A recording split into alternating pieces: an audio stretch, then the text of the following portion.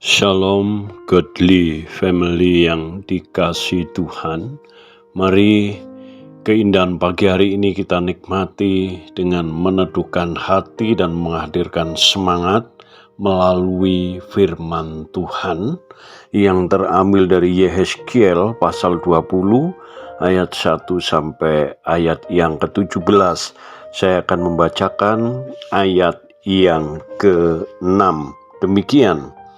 Pada hari itu aku bersumpah kepada mereka untuk membawa mereka dari tanah Mesir ke tanah yang kupilih baginya, negeri yang berlimpah-limpah susu dan madunya, tanah yang permai di antara semua negeri.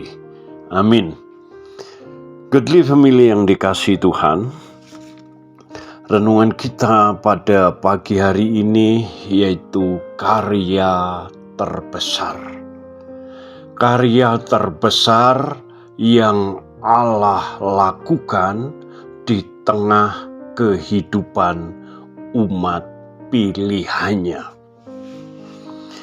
Di sini kita melihat bahwa ketika bangsa Israel diperbudak di Mesir, dia mengerang,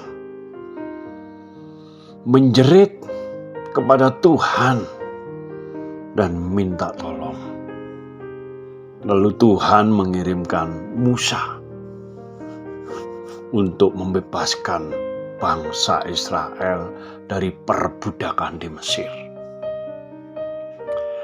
Karya yang terbesar di tengah-tengah umat pilihannya, yaitu ketika Allah menyatakan dirinya, yaitu membebaskan umat pilihannya dari perbudakan dan membawa ke tanah perjanjian. Allah menyatakan dirinya bahwa Dia adalah Tuhan Allah yang berkuasa.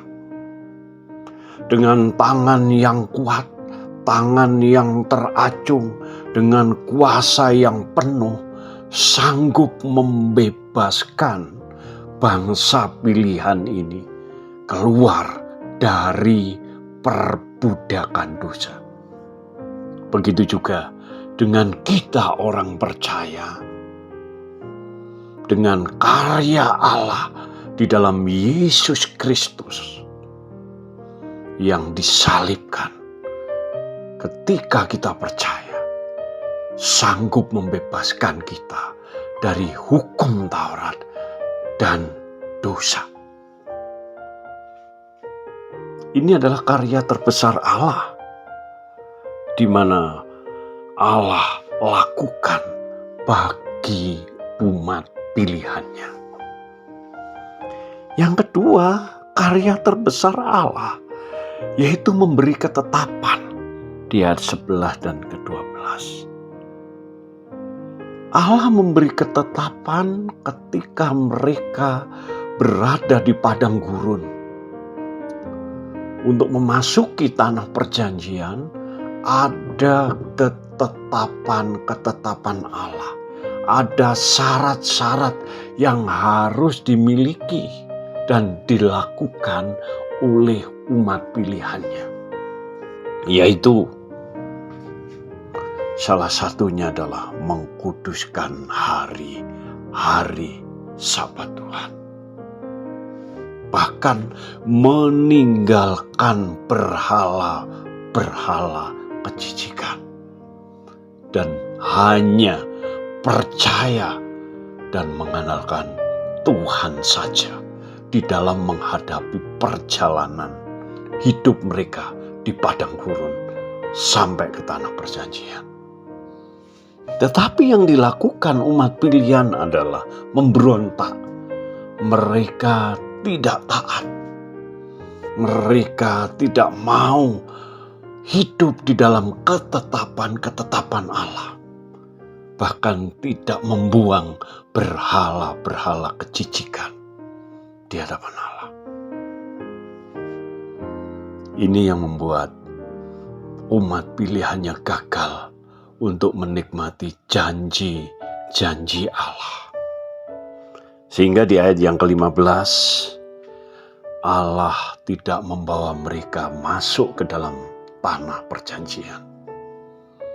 Karena ketidaktaatan, karena tidak menghiraukan ketetapan Allah yang akan menjadi sarana mereka bisa masuk ke tanah perjanjian.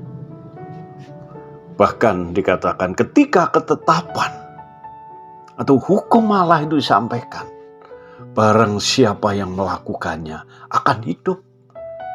Tetapi umat pilihan memberontak. Umat pilihan tidak mau meninggalkan berhala-berhala kejijikan.